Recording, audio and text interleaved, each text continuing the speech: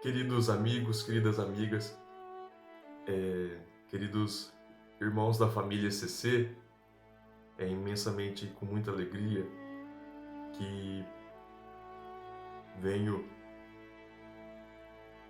usar de algumas palavras nessa semana que é tão especial para cada um de nós. Digo que sou filho deste movimento e devo muito a este movimento, visto que meus pais fizeram o ECC quando eu ainda tinha apenas um aninho, e muito do que a gente faz hoje, muito do que faço hoje, carrego marcas deste movimento que muito contribuiu para o matrimônio dos meus pais. Agradeço imensamente o convite, porque essa semana é uma semana especial. Eu digo que, junto com o meu aniversário, 4 de setembro, é um dia que guardo como se fosse dia de meu aniversário também, devido ao tamanho carinho, tamanho amor por aquela que tenho como madrinha e intercessora. Santa Rosa viveu num tempo distante, Idade Média, século XIII, 800 anos atrás, época de grandes conflitos, principalmente entre o imperador, com o poder da época, e o Papa. Então havia entre toda a sociedade da época um conflito gigantesco entre a Igreja e o Estado, deixando marginalizados os pobres ainda mais. E dentro desse contexto, o imperador isola a cidade de Viterbo da Igreja. Não se tinham mais aqueles que falavam, não tinham-se mais aqueles que pregavam. As religiosas ficavam enclausuradas no mosteiro. Não podia sair às ruas, pregar e anunciar o Evangelho. Foi quando uma menina, porque nós estamos falando de uma santa jovem, não uma santa velha, não uma santa freira, não uma santa mãe, estamos falando de uma jovenzinha de 18 anos, que teve o auge da sua vida pública entre os 14, 15 e 16 anos, uma menina que era doente. No último exame que os médicos fizeram no corpo incorrupto de Santa Rosa, descobriram que Santa Rosa não tinha o externo, que é o osso que protege o coração. Santa Rosa não poderia chegar aos 5 meses de idade, mas a graça e a misericórdia de Deus, que já tinha planos para ela, fez com que ela chegasse até os 18 anos. Santa Rosa, então, nesse contexto de conflitos, ergue a cruz, sem medo, sai pelas ruas da cidade, por toda a cidade de Viterbo, pregando o amor, a caridade, a fidelidade à Igreja, principalmente o Evangelho. Depois de tudo isso, a gente muito conhece, já através de tantos eventos que a gente faz, os outros milagres que são conhecidos de modo popular, tanto aqui, tanto em Viterbo, que é o jarro quebrado que ela entrega para a menina novamente, um vaso novo. O milagre das rosas, ela sai para as ruas de Viterbo, entregando pães, e o pai furioso vendo aquilo, não porque ele era contra a ajuda, não porque ele era contra a caridade, mas porque ele queria que ela se alimentasse, que ela cuidasse da sua saúde, que era frágil. Vai contra, promete dar nela uma surra, bater nela, e na hora que ele a arrasta, do avental caem rosas. Depois, quando ela é exilada, quando ela é expulsa de Viterbo por causa de tudo isso, a fama da sua santidade se espalhou por outras cidades, e ela é chamada a combater heresias, ou seja, coisas que eram contra a Igreja. Ela vai firme e coerente e anuncia o Evangelho. Derrota as mentiras com a palavra da verdade. Então, Santa Rosa, ela é hoje, para nós, um modelo de fé e esperança. Estamos falando sim de uma santa da Idade Média, mas uma santa ao mesmo tempo atual. Não é porque ela viveu 800 anos atrás que o contexto dela era outro. Se a gente for ver, continuamos ainda entre conflito, igreja e Estado, do mesmo jeito.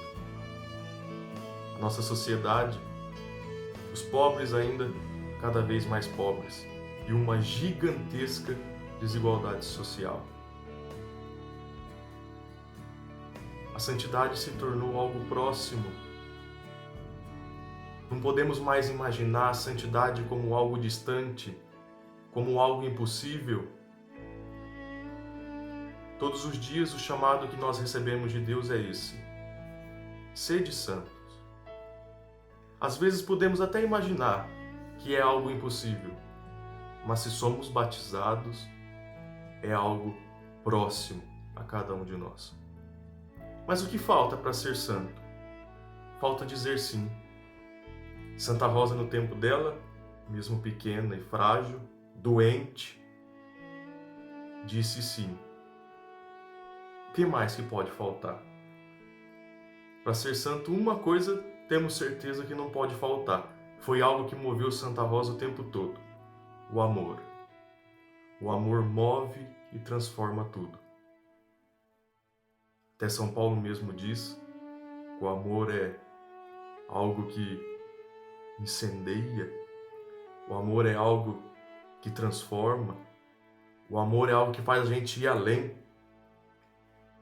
Santa Rosa soube ir além em todo o tempo, em todo o contexto da sua vida. A santidade é algo tão perto, tão próximo que temos, por exemplo, Santa Dulce dos Pobres. Há 30 anos atrás vivia entre nós. Temos São João Paulo II, há 15 anos atrás vivia entre nós. Temos o beato, recém-beato Carlos Acutis, na Itália. 15 anos vivia entre nós, jovem do mesmo jeito. Temos Santa Madre Teresa de Calcutá. Mais interessante é que, para ser santo, basta repetir as mesmas palavras de São Paulo novamente. Já não sou eu quem vivo, é Cristo que vive em mim. A minha devoção a Santa Rosa, ela parte do princípio de que é fácil, a santidade é algo próximo e a santidade torna a imagem de Deus mais nítida. Esses dias me perguntaram se os santos não ocupam o lugar de Deus. Até uma pessoa que não é católica perguntou isso.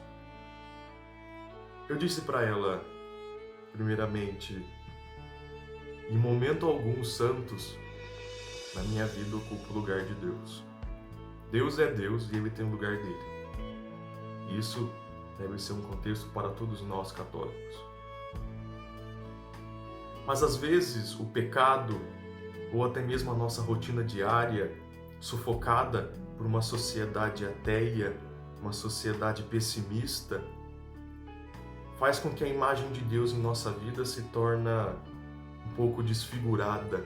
A gente não consegue enxergar Deus de forma nítida no olhar, no rosto de um irmão ou irmã que sofre. Aí eu disse para ele: o santo não ocupa o lugar de Deus, mas ele torna a imagem de Deus nítida novamente. Às vezes, quando a gente não tem algum problema de visão, a gente não consegue enxergar, a gente precisa ir no médico e o médico vai passar para nós a receita de um óculos. Quando a gente coloca o óculos, a nossa visão retorna. Na igreja, muitas vezes as coisas fazem com que a nossa visão de Deus se torne um pouco mais desfigurada. E se formos olhar para a vida dos santos e de santas, tantos foram os desafios que eles tiveram, a gente acaba transformando a nossa rotina, tendo mais força para enfrentar os nossos problemas através do testemunho e do exemplo de cada um deles. Ou seja, eles tornam a imagem de Deus mais nítida para cada um de nós. Em Santa Rosa, a gente pode sempre ter em mente uma coisa que o padre Leandro dizia quando fizeram o último estudo do seu corpo. Santa Rosa sempre surpreende. É a santa das surpresas. Se fôssemos atravessar 111 anos atrás, imaginaríamos que não foi por um acaso.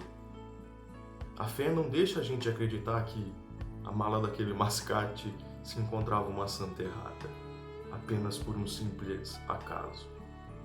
Faz a gente acreditar que era sim um propósito de Deus para essa terra, era um propósito de Deus para essa cidade, para este povo.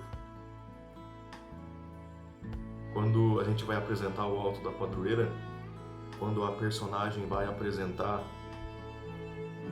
a imagem de Santa Rosa, ela diz uma frase muito bonita, que quer dizer: os planos de Deus são maiores que os nossos. Se Ele colocou este mistério em nossas mãos, certamente é porque é um desejo dele. Então, nessa semana que é tão especial, a gente realmente tem que trabalhar este mistério. É um desejo dele e de Nossa Senhora também, ter em nossas vidas Santa Rosa. É um modelo de fé que ele nos entrega de forma gratuita, para que possamos ser fiéis à igreja como ela foi, para que possamos amar os pobres como ela amou. Nós hoje não precisamos transformar cacos em vaso novo. Basta pegar um irmão e irmã quebrado pelo pecado e fazer da vida deles um vaso novo através da nossa vida. Nós não precisamos transformar mais pães em rosas. Basta ir de encontro com aqueles que sofrem e transformar os pães das dores deles em rosas de esperança, com palavras e com ações. Não precisamos mais subir em cima de uma fogueira. Basta subir em cima do nosso pecado e dizer: eu não quero mais pecar, eu quero ser santo. É isso o convite que Santa Rosa nos faz. É esse o apelo que a vida dela nos traz. Então, que tenhamos um ótimo 4 de setembro e que possamos olhar para o alto e dizer: obrigado, Senhor, por nos ter dado tamanha menina, tamanha graça de uma padroeira imensamente grande pelo seu testemunho de vida e de fé. Obrigado, Senhor, porque nos deste Santa Rosa. Obrigado, Senhor, porque caminha conosco por meio dela. Então, meu agradecimento a todos. Muito obrigado por poder participar e trazer um pouquinho daquela que tenho como madrinha e intercessora. Um ótimo 4 de setembro a cada um de nós.